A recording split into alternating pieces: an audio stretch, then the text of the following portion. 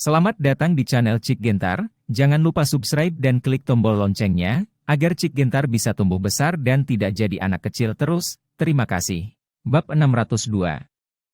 Paviliun penjaga Kyoto Zaowoki hanyalah beberapa pejuang, jika mereka benar-benar ingin bertemu dengan orang-orang berstatus tinggi di desa Miao, mereka sebenarnya bukan lawan dapat melemparkan beberapa serangga beracun, yang akan cukup untuk mereka. Ketika Chang Yuanjun mendengar ini, dia mengerutkan kening, dan akhirnya dia mengarahkan pandangannya pada Hagen dan Yuan Baozong. Melihat Chang Yuanjun menatapnya, Yuan Baozong buru-buru berkata, "Pemimpin Chang, Pavilion Master Zhao, saya masih memiliki beberapa urusan mendesak di rumah, lalu kita akan pergi, dan kita harus naik pesawat untuk terbang kembali ke Zhonggang." Yuan Baozong sangat takut Chang Yuanjun akan meninggalkannya, jika dia diizinkan tinggal, Yuan Baozong tidak akan bisa menolak, tetapi jika dia benar-benar diminta untuk berurusan dengan orang-orang Miao itu, Yuan Baozong juga ketakutan, jadi dia pergi terburu-buru. Setelah Yuan Baozong mengatakan itu, Chang Yuanjun tidak bisa berkata apa-apa, jadi dia hanya mengangguk. Melihat ini, Yuan Baozong bergegas keluar dengan Zhou Shaolong melihat punggung keduanya, Zaowoki mendengus dingin dan berkata, "Kamu pemalu seperti tikus, kamu memiliki cara untuk menipu dirimu sendiri, dan kamu bahkan menyebut dirimu sendiri orang nomor satu di Cina dan Hong Kong. Bagaimana dengan ahli mantra? Maaf. Wuji, kamu terus mengatakan bahwa Yuan Baozong adalah pembohong, apa yang terjadi?" Chang Yuanjun bertanya dengan sangat aneh. Karena dia sangat ingin menyelamatkan putranya barusan, Chang Yuanjun tidak peduli bahwa Zhao Wuji menyebut Yuan Baozong sebagai pembohong ulung. Sekarang Yuan Baozong masih mengatakan itu, dia mau tidak mau bertanya dengan rasa ingin tahu. Zhao Wuji tidak menyembunyikan apapun, jadi dia memberitahu Chang Yuanjun segalanya tentang pelelangan. Setelah mendengarkan, Chang Yuanjun juga terlihat luar biasa. Dia tidak menyangka Yuan Baozong dan Zhou Shaolong akan berani berbohong ke ibu kota. Ayo. Tetapi ketika dia memikirkan betapa hormatnya dia kepada Yuan Baozong dan mengundangnya ke rumahnya, wajah Chang Yuanjun menjadi jelek. "Paviliun Tuan Zhao, pemimpin Chang, karena masalah ini sudah selesai, saya harus kembali. Saya harus bergegas kembali ke Hongcheng hari ini," kata Hagen. Dia harus bergegas dan kembali berlatih, karena hari 15 Juli semakin dekat, Hagen harus bekerja keras untuk melakukannya, dan Shen Dianshan memberinya ramalan sebelum kematiannya, sehingga Hagen sendiri melakukannya. Tidak tahu bahwa 15 Juli apa yang menantinya suatu hari adalah berkah atau kutukan. Melihat Hagen hendak pergi, Chang Yuanjun menunjukkan kecemasan di wajahnya, dan buru-buru mengedipkan mata pada Zhao Wuji. Zhao Wuji mengerti dan berkata kepada Hagen, "Tuan Chen, Anda baru saja melihat bahwa orang-orang dari desa Miao sudah berada di ibu kota, dan mereka bahkan menyerang Tuan Chang. Jika mereka tidak ketahuan, mereka mungkin akan melakukannya lagi di masa depan.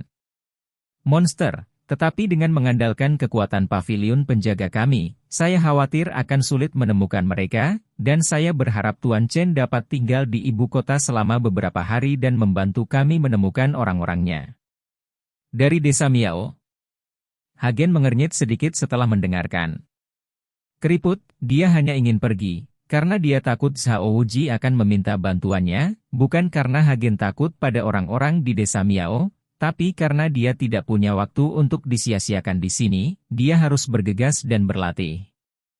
Selain itu, Hagen juga tahu bahwa orang-orang di desa Miao tidak tahu cara melakukan pembunuhan, dan mereka tidak berani melakukannya. Mereka hanya ingin menggunakan kendali serangga boneka untuk mendapatkan lebih banyak keuntungan bagi desa Miao.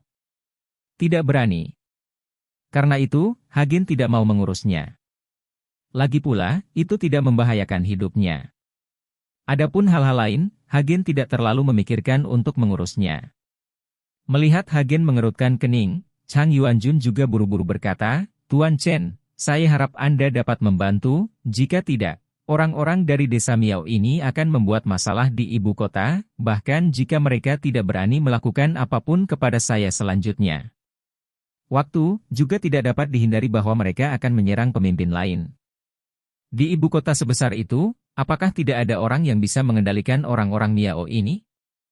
Jika ada beberapa penyihir yang membakar, membunuh, dan menjarah di ibu kota saat ini, maka kamu hanya bisa menonton tanpa daya.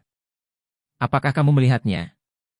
Hagen sedikit bingung, di ibu kota sebesar itu, tidak akan ada orang yang bisa menahan orang-orang dari desa Miao, serta pengadilan. Penjaga di ibu kota, yang menjaga keamanan ibu kota, semuanya adalah prajurit. Jika beberapa penyihir yang kuat, bukankah orang-orang di pavilion penjaga ini akan menjadi dekorasi? Bab 603. Setelah Hagen selesai berbicara, Chang Yuanjun dan Zhao Wouqi semua terkejut sesaat, dan kemudian mereka menunjukkan rasa malu, dan akhirnya Zhao Wouqi berkata, "Tuan Chen, tentu saja ada orang yang bisa mengendalikan orang-orang itu.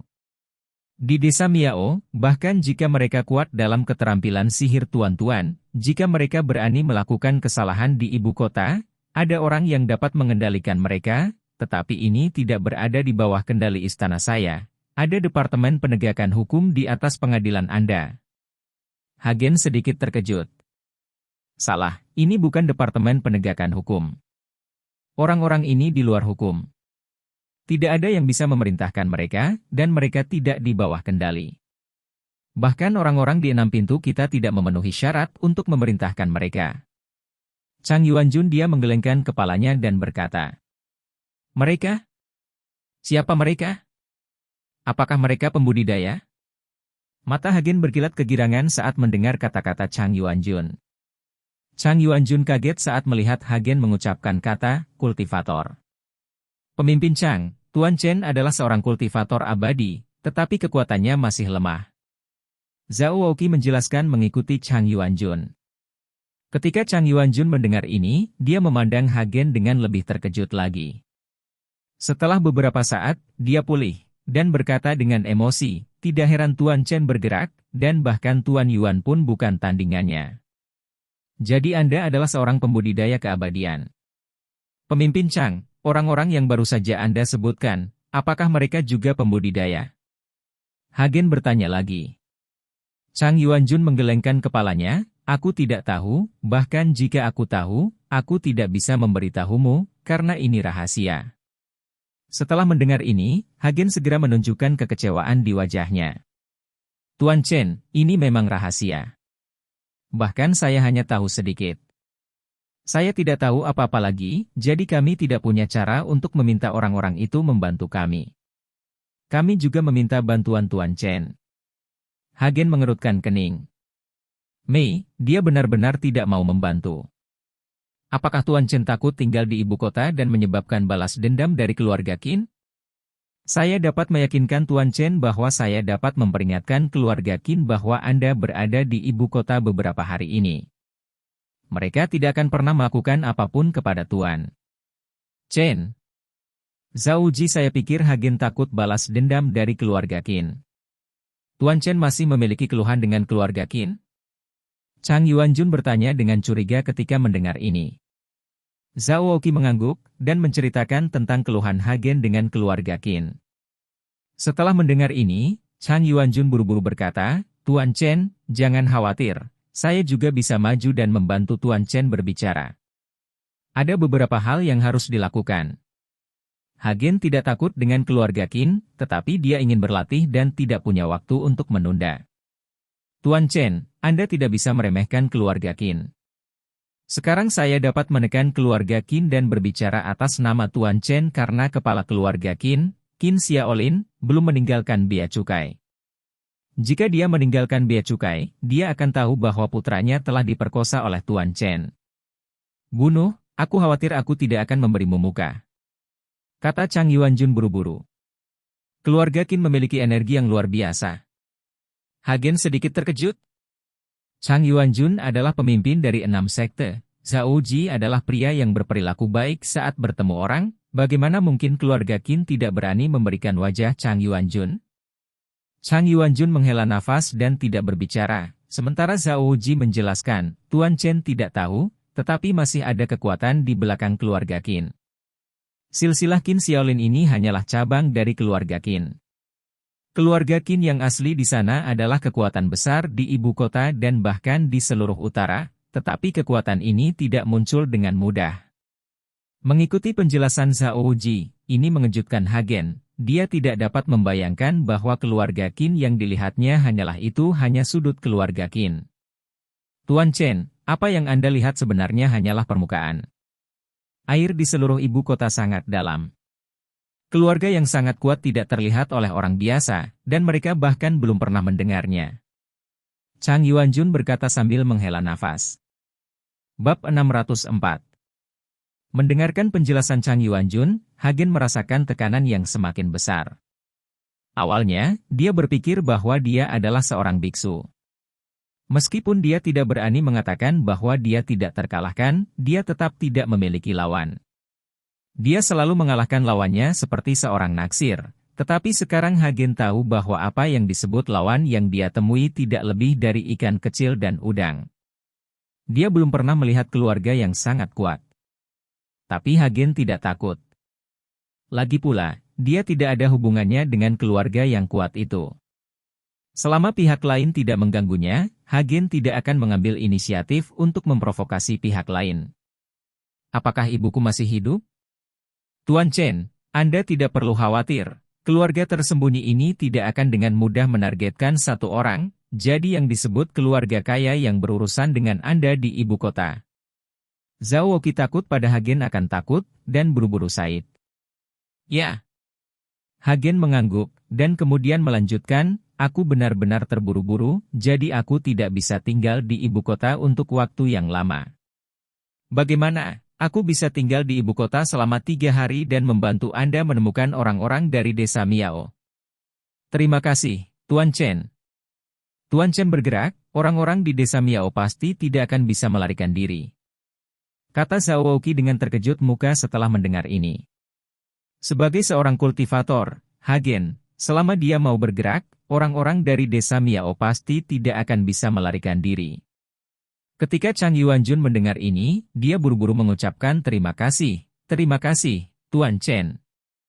Hagen tersenyum ringan, pemimpin Chang diterima, tetapi jika Anda masih tidak dapat menemukannya dalam 3 hari, saya harus pergi. Tidak masalah. Dalam 3 hari saya pasti akan menemukannya, jika tidak saya akan tinggal di 6 pintu dengan sia-sia. Chang Yuanjun memiliki rencana dalam pikirannya, dia ingin menemukan seseorang di ibu kota, bukan sulit. Alasan mengapa Hagen tinggal adalah untuk menemukan bibit itu setelah orang-orang di desa, biarkan Hagen mengambil tindakan untuk memeliharanya. Setelah berbicara beberapa kata lagi, Hagen pergi bersama Zhao Ji. Sementara Su Yuqi dan Guentian masih menunggu Hagen Bai di pelelangan Kristi, dan semua orang dari keluarga Bai juga ada di sana, tidak ada yang berani pergi. Tuan Chen, bagaimana? Apakah putra pemimpin Chang sudah sembuh? Bai Xiushan bertanya dengan tergesa-gesa saat melihat Hagen kembali.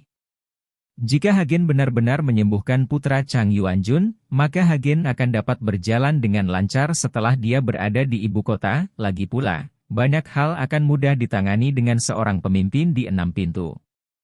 Ya, itu hanya kerusakan mental, tidak ada yang serius. Kata Hagen datar. Hagen tidak mengatakan apa-apa tentang cacing boneka. Bahkan jika dia melakukannya, Bai Xiushan dan yang lainnya mungkin tidak mengetahuinya. Lagi pula, mereka hanyalah prajurit dan tidak tahu banyak tentang penyihir. Kemudian Chang Yuan telah koma selama lebih dari setahun. Saya telah mencari di seluruh dokter dan ahli terkenal, tetapi mereka tidak optimis. Bagaimana mungkin tidak ada masalah besar? Pasti keterampilan medis Tuan Chen yang sangat baik, jadi dia segera menyembuhkannya.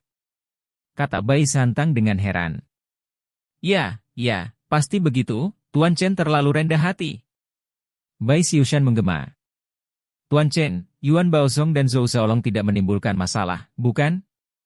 Guentian tahu bahwa kedua orang ini juga diundang oleh Chang Yuanjun, dan jika mereka bertemu dengan Hagen, mereka pasti tidak senang.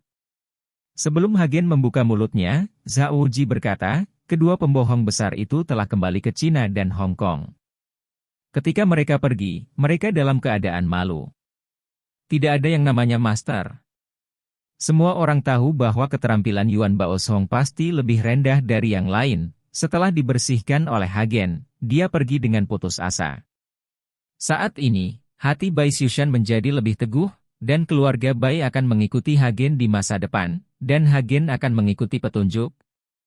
Tuan Chen, kapan kita akan kembali ke Hong Cheng? Tanya Guentian. Bab 605. Awalnya, mereka datang ke sini untuk melihat apakah mereka dapat menemukan harta karun, tetapi sekarang keadaan telah berubah menjadi ini, jadi Guentian perlu bertanya kepada Hagen kapan dia akan kembali lain kali. Lagi pula, mereka datang dengan mobil yang sama, dan mereka memiliki untuk mendengarkan aransemen Hagen. Gugu, bawa Yuki dan Linger kembali dulu, aku akan tinggal di ibu kota selama beberapa hari untuk menangani beberapa hal. Hagen tidak mengatakan apa itu, dia takut Suyuki akan melakukannya. Khawatir. Untuk apa kamu tinggal? Aku juga ingin tinggal. Suyuki meminta untuk tinggal begitu dia mendengar ini. Aku juga akan tinggal, hanya untuk menemani Yuki mengunjungi Kyoto, ada banyak tempat menarik di sini. Gulinger juga menyatakan bahwa dia akan tinggal. Tidak, kamu harus kembali, kamu harus pergi hari ini.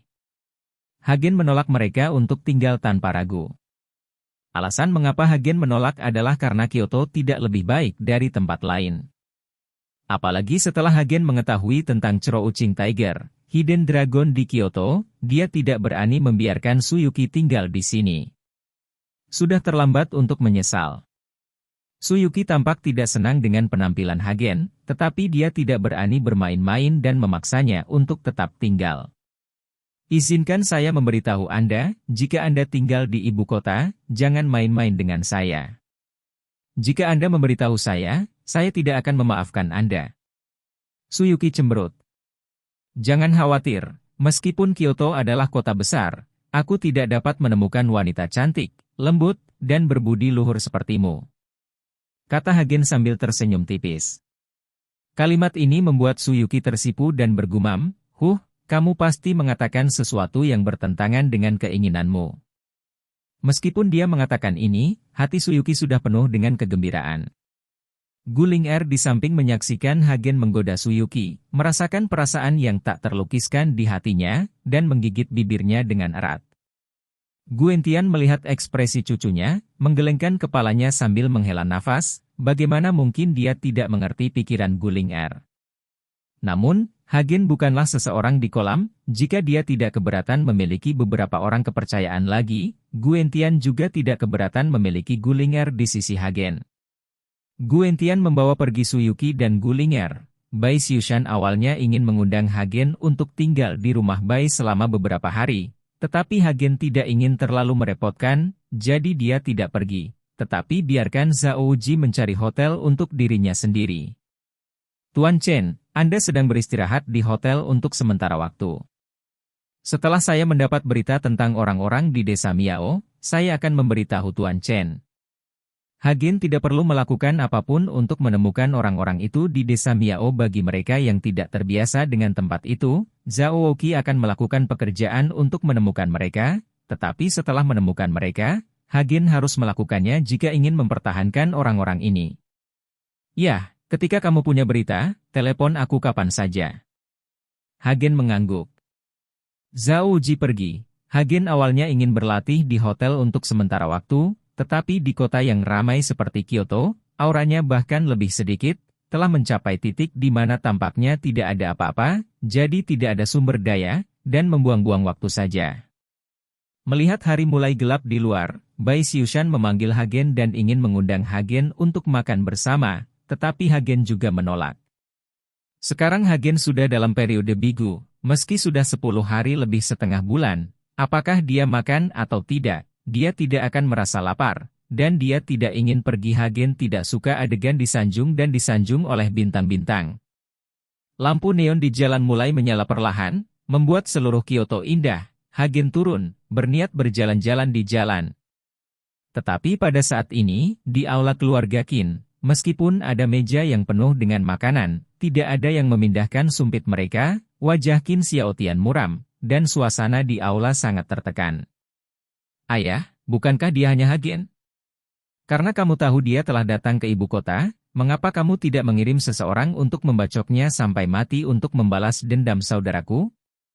Di sisi Qin Xiaotian, seorang pemuda di tangannya 20-an tanya jalan. Bab 606. Orang ini adalah Qin Gang, putra Qin Xiaotian, yang hanya beberapa bulan lebih muda dari Qin Feng. Keduanya lahir di tahun yang sama, tetapi nasib mereka berbeda. Qin Feng adalah putra dari Patriark Qin Xiaolin, jadi statusnya dalam keluarga Qin lebih tinggi dari Qin Gang memiliki banyak ketinggian. Karena itu juga keluarga Qin memberi Qin Feng banyak sumber daya kultivasi sejak dia masih kecil, sehingga Qin Feng mencapai ranah master di usia muda, dan Qin Gang ini adalah seorang playboy, dan dia adalah tidak iri dengan kultivasi Qin Feng menghabiskan uang untuk menjemput anak perempuan. Sampai sekarang saya bahkan belum menyentuh ambang pintu prajurit. Qin Xiaotian membenci putranya karena tidak memenuhi harapan, dan berharap dia bisa dipukuli sampai mati. Diam, kamu tidak tahu apa-apa. Qin Xiaotian berteriak pada Qin Gang. Melihat ayahnya marah, Qin Gang membuang sumpit di tangannya, jangan makan, aku akan keluar. Qin Gang bangkit dan pergi, mungkin pergi ke bar untuk bermain lagi. Nizi, bajingan, jika aku tidak melihat bahwa kamu adalah milikku, aku benar-benar ingin menamparmu sampai mati. Teriak Qin Xiaotian, tetapi Qin Gang sepertinya tidak mendengarnya. Ketika Qin Gang berjalan kembali, Qin Xiaotian melihat ke meja piring di depannya, tetapi dia tidak nafsu makan sama sekali, jadi dia tiba-tiba menamparnya, dan seluruh meja hancur, yang cukup membuat takut para pelayan di sampingnya. Pada saat ini, kepala pelayan keluarga Qin bergegas masuk. Setelah melihat kekacauan di seluruh lantai, dia melambaikan tangannya, dan para pelayan buru-buru membersihkannya. Tuan ketiga, saya menemukan bahwa Hagen menyembuhkan putra pemimpin Chang, dan sekarang pemimpin Chang juga menghormati Hagen. Pengurus rumah tangga melapor ke Qin Xiaotian Hui. Ketika Qin Xiaotian mendengarnya, wajahnya menjadi semakin jelek. Sial, anak ini benar-benar memiliki beberapa trik, dan dia bahkan merayu Chang Yuanjun. Sepertinya kita tidak bisa melakukan apapun padanya di ibu kota. Kita hanya bisa menunggu sampai kakak laki-laki untuk keluar. Saya sedang membuat rencana. Tuan ketiga, kali ini saya menemukan berita lain. Setelah kepala pelayan selesai berbicara, dia bersandar ke telinga Qin Xiaotian dan bergumam pelan. Ekspresi Qin Xiaotian berubah lagi, dan akhirnya dia terkejut dan berkata, apakah yang kamu katakan itu benar? Benar sekali. Aku mengetahui ini dari para pelayan di rumah pemimpin Chang. Hahaha, bagus sekali. Dengan cara ini, kita bisa meminjam pisau untuk membunuh orang. Qin Xiaotian mendongak dan tertawa keras, pergi dan segera hubungi orang-orang di desa Miao, aku ingin bertemu mereka. Oke. Pengurus rumah tangga mengangguk-mengangguk dan pergi. Pada saat ini, Qin Xiaotian sedang dalam suasana hati yang baik, matanya berbinar cerah. Hagen, tidak baik bagimu untuk menyinggung seseorang, bahkan orang-orang di desa Miao. Sekarang aku ingin melihat apakah kamu dapat meninggalkan ibu kota. Hidup. Di sisi lain, Hagen sedang berjalan di jalan-jalan Kyoto yang ramai. Jalanan penuh dengan lalu lintas. Hagen sedang berjalan di trotoar, melihat lampu-lampu indah di kedua sisi. Tapi ketika Hagen berjalan perlahan ke depan, dia tiba-tiba merasakan gelombang kesadaran spiritual di belakangnya menyelidiki ke arahnya. Ekspresi Hagen berubah tanpa sadar, dan jantungnya mulai berdetak lebih cepat. Orang yang dapat menggunakan indera spiritualnya untuk mendeteksi, kecuali yang abadi, tidak akan ada orang lain, bahkan penyihir yang kuat, mereka tidak akan melahirkan indera spiritual. Hagen juga mengembangkan kesadaran spiritualnya setelah memasuki periode bigu, tetapi kesadaran spiritual Hagen masih sedikit lemah. Jika bukan karena kesadaran spiritual Hagen, dia mungkin tidak menyadari bahwa seseorang sedang menyelidikinya. Hagen tidak berani berbicara, dan tidak berani melakukan gerakan yang tidak perlu, dia hanya bisa berpura-pura tidak tahu apa-apa dan berjalan maju. Hagen sangat bersemangat dan gugup saat ini, karena ini adalah pertama kalinya dia bertemu dengan seorang kultivator selain kepala naga tua, tetapi dia tidak tahu apakah pihak lain adalah musuh atau teman, jadi mengapa dia menginginkannya. Untuk menyelidiki dirinya sendiri. Bab 607. Berjalan ke gang dengan tenang, semakin sedikit orang di sekitar saat ini, dan lampu menjadi sedikit redup, tetapi ada beberapa salon rambut dengan lampu merah jambu di kedua sisi gang, beberapa wanita berpakaian minim berdiri. "Kakak, masuk dan mainkan."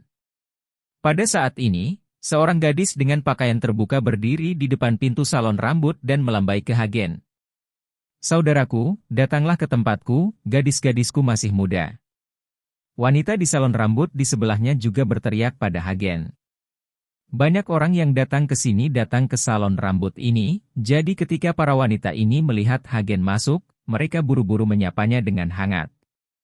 Melihat pemandangan di depannya, Hagen sedikit malu. Dia datang ke sini bukan karena alasan ini, dia hanya merasa ada sedikit orang di sini dan lampu redup, jadi dia hanya ingin melihat siapa yang memata-matai dia. Namun, Hagen tidak berani berbalik dengan gegabah, melainkan berjalan menuju seorang wanita. Melihat Hagen berjalan ke arahnya, wanita itu langsung menyapanya sambil tersenyum, "Kakak, kamu benar-benar punya mata, aku gadis tercantik di daerah ini. Apakah orang di belakang itu bersamamu? Jika kalian berdua bersama, maka aku harus membayar lebih." Mendengar kata-kata wanita itu, Hagen menoleh sedikit, dan melihat ada hanya beberapa meter darinya, seorang pria kekar mengikuti di belakangnya. Setelah melihat pria itu, hati Hagen langsung bergejolak. Dia tahu bahwa dia telah bertemu dengan seorang ahli hari ini, karena di sepanjang jalan, Hagen hanya merasa seseorang menggunakan indera spiritualnya untuk menyelidikinya, dan indera spiritual itu sepertinya ada dan tidak ada. Dia tidak menyadari sama sekali bahwa ini hanya beberapa meter darinya. Jika orang itu menyerangnya dari belakang, dia mungkin tidak memiliki kesempatan untuk mengelak, yang membuat Hagen sangat gugup. "Kami tidak bersama." Hagen menggelengkan kepalanya pada wanita itu. Dia masih tidak tahu apa niat pria itu untuk mengikutinya, jadi Hagen tidak langsung mengikuti pria itu untuk memperjelas. "Kita tidak bersama?" Wanita itu terkejut sesaat, tetapi segera dia berjalan menuju pria di belakang Hagen dengan senyum di wajahnya. "Kakak, kamu juga datang ke sini untuk bermain. Kamu pasti sangat kuat melihat tubuhmu yang kuat. Aku paling menyukaimu. Seperti ini, bagaimana kalau nanti aku memberi diskon pada kakak laki-laki tertua?" Sepertinya wanita ini tidak berniat melepaskannya, tetapi ingin menarik Hagen dan pria ini ke salon rambutnya. "Kamu bau tak tahu malu, apakah kamu akan mengambil semua bisnis? Apakah kamu membiarkan orang lain hidup? Hanya karena kamu masih muda, kamu ingin memeras kami? Kamu tidak takut disetubuhi sampai mati?" Saat ini, seorang wanita yang lebih tua datang dan berjalan di depan pria itu sambil mengutuk. "Saudaraku, jangan lihat aku karena aku lebih tua, tapi aku akan melakukannya. Orang muda seperti mereka tidak bisa, dan aku murah. Hanya 50 yuan saja sudah cukup." Wanita tua itu berkata kepada pria itu, dan berkata dia terus mencondongkan tubuh ke arah pria itu. Tapi pria itu seperti sepotong kayu, tidak bergerak sama sekali, matanya hanya menatap Hagen, dan dia bahkan tidak melihat kedua wanita itu. "Saudaraku, aku juga akan berumur 50. Wanita muda itu tidak menunjukkan kelemahan, dan bergerak ke arah pria itu. "Aku tidak suka ini, kamu segera kembali, matikan lampu dan tidurlah," kata pria itu dengan wajah kosong. Tapi siapa tahu, setelah pria itu selesai berbicara, kedua wanita itu terkejut sesaat, dan kemudian mereka ingin dimanipulasi oleh seseorang. Mereka menatap lurus ke depan dan mengangguk dengan lesu, "Ya." Kedua wanita itu pergi, semua kembali ke salon rambut mereka sendiri, lalu benar-benar mematikan lampu. Saat lampu padam, gang itu menjadi lebih gelap lagi.